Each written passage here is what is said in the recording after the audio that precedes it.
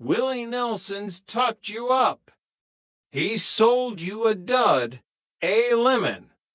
Deluxe's face fell, the realization sinking in. Oh, I don't believe it. Knackered, completely useless. Well, that's all I need, isn't it? Another. Investment gone south. You won't be able to sell the others now. Deluxe. Too late. Ronan, I haven't got sold them all to start with. No, you've sold them MM 70 or 60 quid each. A quick turnaround. I'll have to give the money back. Why? Because they don't work.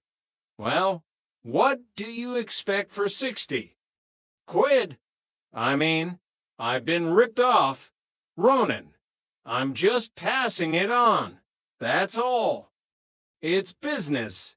The chain of commerce, you see. Oh, don't worry about it. Everything's going to be cushy.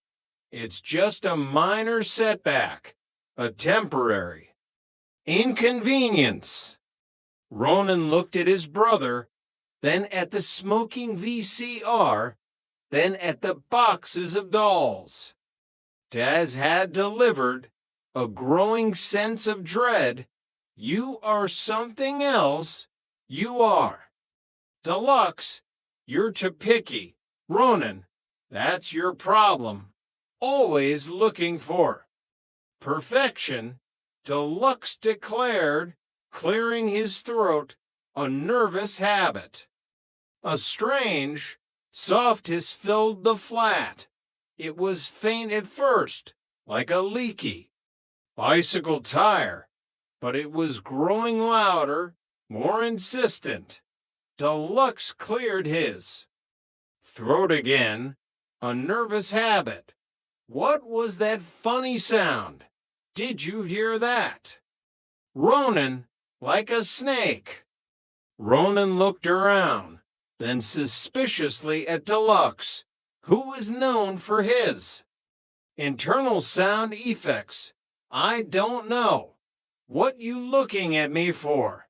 The most funny sounds in this flat tend to emanate from your vicinity, Deluxe, especially after mixed curry.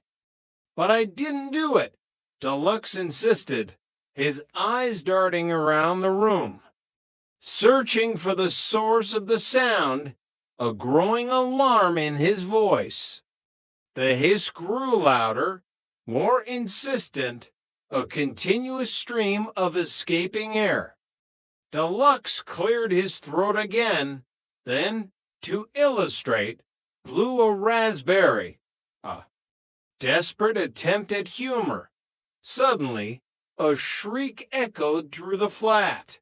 A high-pitched, piercing sound that made them all jump, followed by a series of groans and creaks. Oh, God, what's happened? What's happened? Ronan, Alistair cried out, dropping his cup of tea, which shattered on the linoleum floor, adding to the cacophony. Ronan stared in horror at the source of the noise. You know, how else should I? No, Uncle, you're the one with the GCEs. Deluxe, just come alive. That's what's happened. One of the lusty Linda dolls from the box, lying forgotten near the malfunctioning VCR and a warm air vent, had begun to inflate, slowly, eerily, its painted smile stretching grotesquely across its plastic face. Then another, erotic Estelle, followed suit, hissing and expanding like some monstrous balloon, filling the already cramped living room with their burgeoning plastic forms. come alive. What do you think this is? Pinocchio. A fairy tale. A children's story? Deluxe stammered, his bravado momentarily gone, replaced by genuine terror. I've seen this happen before. Years ago, I was in Jamaica and I saw voodoo ceremony. This witch doctor ran his hands over a dead cat and he'd come back alive. Black magic.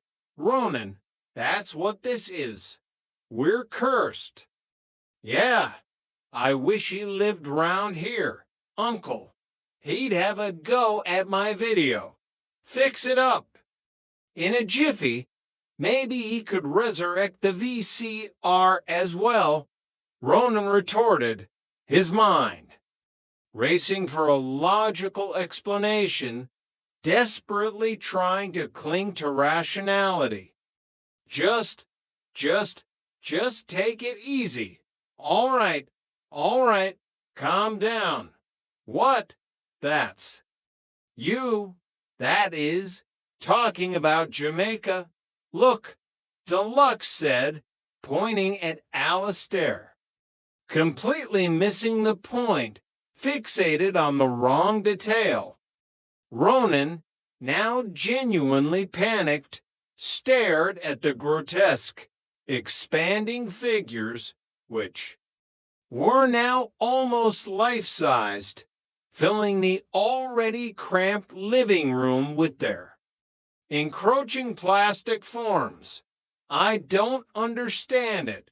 Deluxe, I thought you were supposed to pull a string or press a button or something to inflate them. Not leave them next to a faulty VCR and a hot air vent. Deluxe spluttered, his face turning an unhealthy shade of purple. I'm sorry. Did I? Maybe it needs to be your air duct, Ronan. That faulty VCR, it's probably emitting some kind of gas or radiation. Well, that must have caused it. See, they must have a little canister of gas inside them, and he ain't set them off. What did you go and stick them next to the hot air duct for? Ronan, that's a cardinal error, a fundamental mistake. Well, I didn't know that it would do that. Deluxe. And anyway, you're the one that switched the thermostat up earlier to save money, you said, to cut down on the heating bill. Well, I didn't know that it was going to do that either. He's an iron, Ronan. An absolute iron. Look, all right, you too. Now, just pack it in 4. God's sake, will you? Stop squabbling. I mean, what will our guests think if any should arrive? This is a fine establishment. Look, they're ugly-looking mares, aren't they? Like something out of a horror film, truly. Hideous. Alistair, now fully alert, peered at the inflating dolls, a strange glint in his. I'd seen you a bit worse.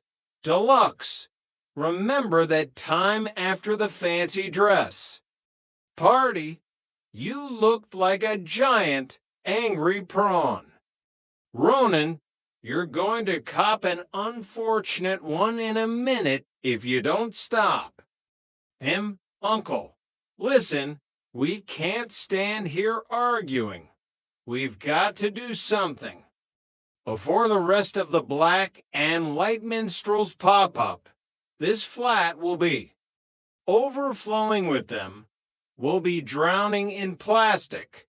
Deluxe shouted, gesturing. wildly at the other